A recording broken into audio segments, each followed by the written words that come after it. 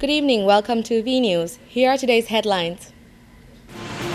National Assembly approves cabinet members for the 2011-2016 term.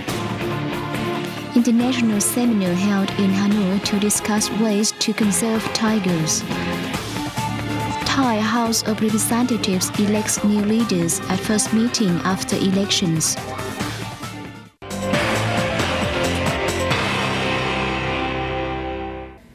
The 13th National Assembly on August 3rd ratified Prime Minister Nguyễn Tấn Dũng nomination of Deputy Prime Ministers, Ministers, and other members of his new cabinet for the 2011-2016 term.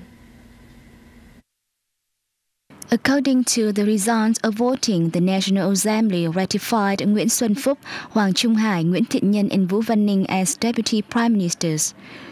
The National Assembly also endorsed the minister nominated by Prime Minister Nguyễn Tấn Dũng, including Minister of Defense Phùng Quang Thanh, Minister of Public Security Trần Đại Quang, Minister of Foreign Affairs Phạm Bình Minh, Minister of Home Affairs Nguyễn Thái Bình, Minister of Justice Hà Hùng Cường, Minister of Planning and Investment Bùi Quang Vinh, Minister of Finance Vương Đình Huệ, Minister of Industry and Trade Vũ Huy Hoàng, Minister of Agriculture and Rural Development Cao Đức Phát, Minister of Transport Đinh La Thăng, Minister of Construction Trịnh Đình Dũng, Minister of National Resources and Environment Nguyễn Minh Quang, Minister of Information and Communications Nguyễn Bắc Son, Minister of Labor, Invalids and Social Affairs Phạm Thị Hải Truyền, Minister of Culture, Sports and Tourism Hoàng Tuấn Anh, Minister of Science and Technology Nguyễn Quân, Minister of Education and Training Phạm Vũ Luận, and Minister of Health Nguyễn Thị Kim Tiến. The deputies also approved Giang Xiaofu as chairman of the Committee for Ethnic Minorities, Nguyễn Văn Bình as governor of the State Bank of Vietnam, Huỳnh Phong Chanh as head of the Government Inspectorate, and Vũ Đức Đam as head of the Government Office.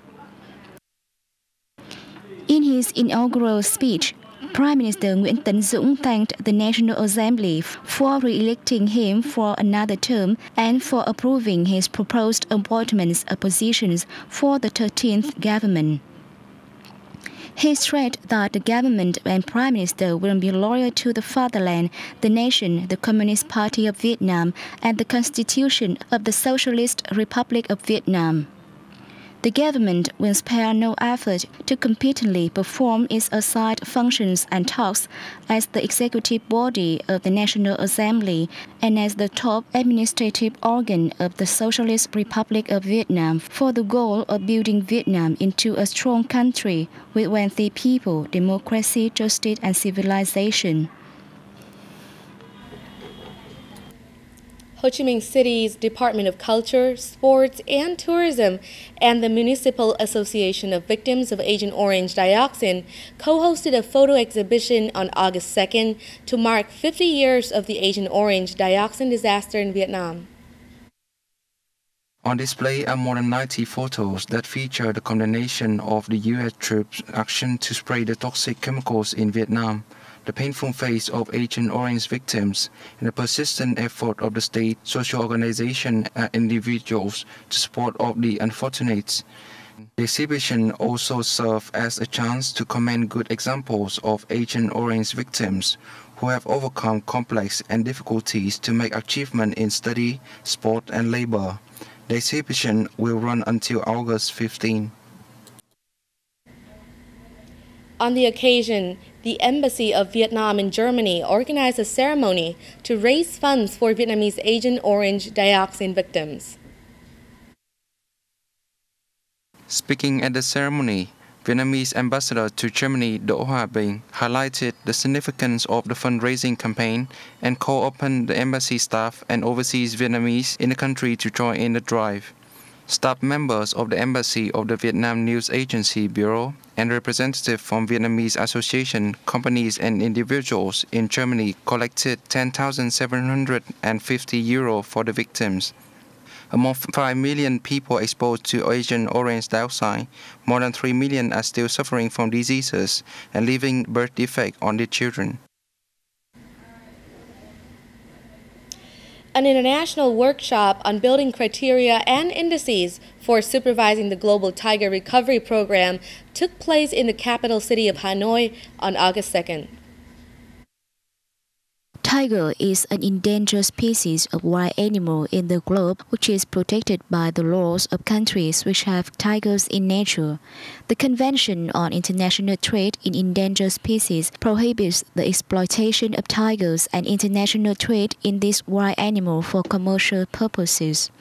In Vietnam, tigers have been protected by laws from early 1960 and are now listed in Group 1 of wild animal needed to be protected.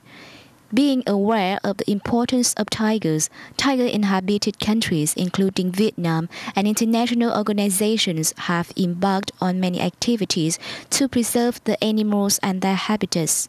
The number of tigers has plummeted from about 100,000 in 1950s to 3,200 in the wild today.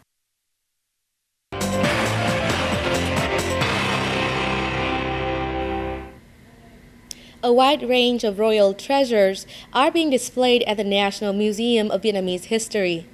This is the first exhibition of treasures that showcase manipulating skills of ancestral artisans.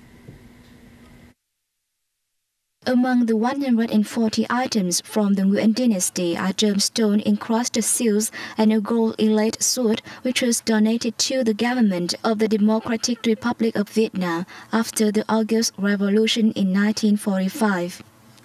The exhibition also features a collection of gemstone artworks of famous landmarks and legendary characters. The artworks differ from those made in China and bear the distinctive hallmarks of Nguyen dynasty artisans.